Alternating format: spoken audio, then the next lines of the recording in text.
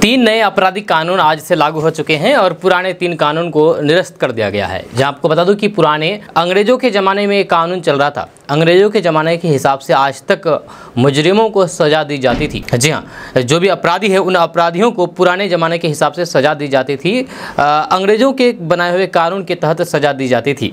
1800 से भी पहले, सन 1800 ईस्वी से पहले की सज़ा जो कानून बना था उसी कानून के तहत आज तक हिंदुस्तान के सभी कोर्ट कचहरी में लागू होता था और बाकी सज़ा दी जाती थी, प्रावधान था उसका। लेकिन अब वो कानून रद्द हो चुका है। जब नए कानून आ चुके हैं, अब इस कानून के तहत मुजरिमों को सज़ा दी जाएगी। हम आपको बताएंगे कि आखिर ये कानून क्या है, किस तरह से ये काम करेगा और कौन से अपराध पर किस तरीके की सज़ा होगी। आपको बता दें कि इस कानून में दुष्कर्म या फिर धोखा पीड़ितों को लेकर भी जगह दी गई है। वहीं पर कानून के दायरे में ट्रांसजेंडर भी आ जाएंगे। बच्चों और नाबालिगों के लिए भी नियम बदल दिए गए हैं। हत्या, रेप की धाराएं बदल दी गई है। अब मॉब लिंचिंग पर मौत की सजा सुनाई जाएगी। जी हाँ, ये अब नए कानून के तहत लाया गया है। वहीं पर घर बैठे आप FIR करेंगे और सुनवाई मात्र 45 दिनों के अंदर ही हो जाएगी। वहीं पर गवाहों को सुरक्षा मिलेगी। फॉरेंसिक सबूत अनिवार्य हो जाएगा। या किसी भी तरीके के अपराध के लिए इसके तहत किए गए सजा के प्रावधान लागू होते थे। तो इसके बारे में विस्तार से बात करेंगे कि देश में आज से 3 नए आपराधिक कानून लागू हो गए हैं। जहां आज तक देश में भारतीय संविधान के तहत मान्यता प्राप्त भारतीय दंड संहिता यानी कि IPC,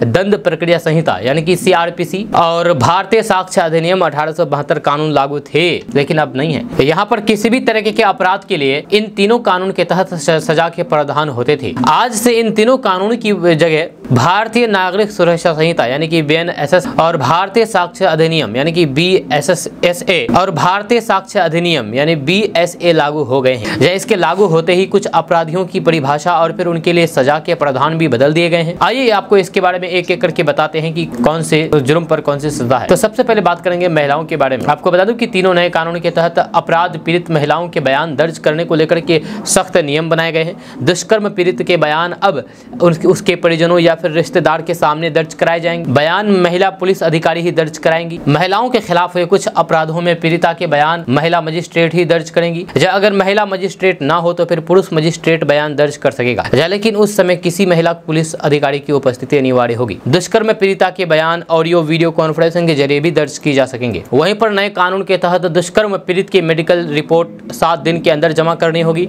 जब पीड़ित महिला को निःशुल्क उपचार कराने के अधिकार मिल सकेगा। पीड़ित महिला को निःशुल्क उपचार कराने का अधिकार मिल गया है। वहीं पर पीड़ित को 90 दिनों के अंदर उसके केस का अपडेट देना होगा। अब महिला को शादी करने का झांसा देकर के उसके साथ शारीरिक संबंध बनाना और फिर शादी करने से मुकर जाना यह अपराध होगा। ऐसा करने वाले को 10 साल की सजा हो सकती है। या नौकरी और अपनी पहचान छिपा करके शादी करना अपराध होगा। या शादीशुदा महिला को प्रेम जाल में फंसाना अपराध होगा। लेकिन अब अप्राकृतिक यौन संबंध बनाना अपराध नहीं होगा। जब वहीं पर 3 नए कानून होने के बाद लिंग की परिभाषा में अब ट्रांसजेंडर भी शामिल हो गए हैं। इससे अपराध के क्षेत्र में कानून के तहत भी सभी को समान का अधिकार मिल सकेगा। अब ट्रांसजेंडर को भी इंसाफ मिलेगा। वहीं पर नए कानून के तहत बच्चों के खिलाफ अपराध की परिभाषा भी बदल गए हैं। नए नियम काफी कड़े बनाए गए हैं। जैसे अब बच्चों की खरीद फरोख्त जघन्य अपराध होगी।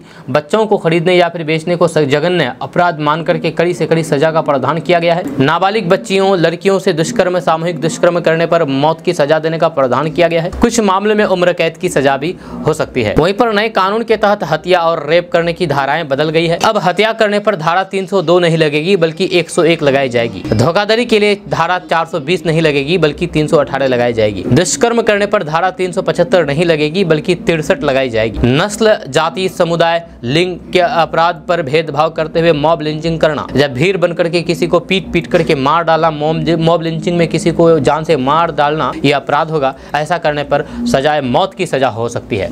जब उम्र कैद की सजा भी सुनाई जा सकती है। वहीं पर छीना झपट्टे करने पर 3 साल तक की जेल की सजा भुगतनी पड़ सकती है। यही पर नहीं, नए कानून के तहत पीड़ित अब घर बैठे FIR दर्ज करा सकेंगे, यानी कि इंटरनेट के माध्यम से FIR दर्ज करा सकेंगे। पुलिस स्टेशन जाने की जरूरत नहीं पड़ेगी।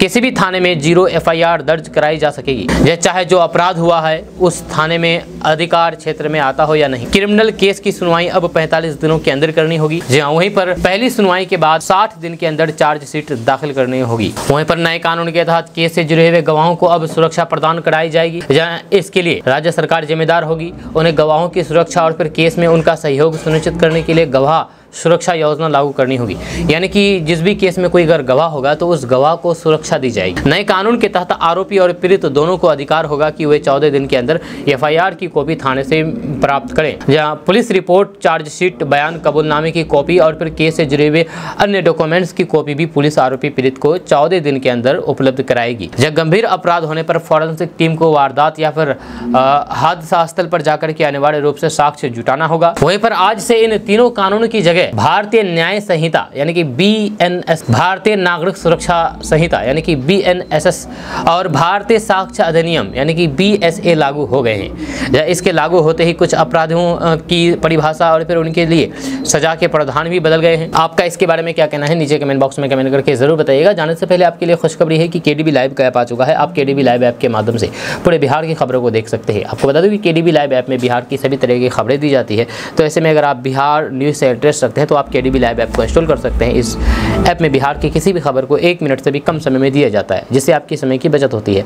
तो ऐसे में अगर आप भी अपने समय की बचत चाहते हैं तो आप KDB लाइव ऐप को इंस्टॉल कर सकते हैं। इस ऐप में बिहार की किसी भी खबर को दी जाती है 1 मिनट से भी कम समय में। मिलते हैं नेक्स्ट वीडियो के साथ, तब तक के लिए जय हिंद, जय भारत।